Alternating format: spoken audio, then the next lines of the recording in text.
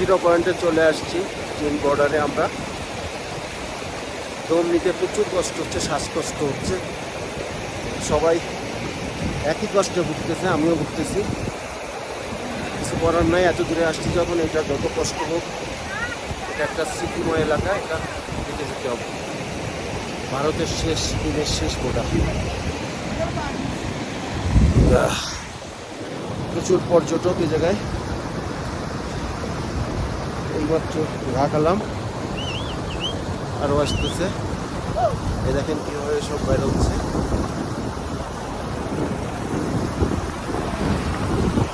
এখন আমরা বেরোবো।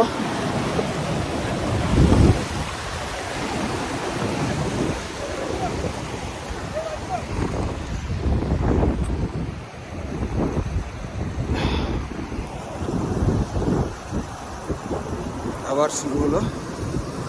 এখান আমরা এখন গাড়ির দিকে যাবো আস্তে আস্তে।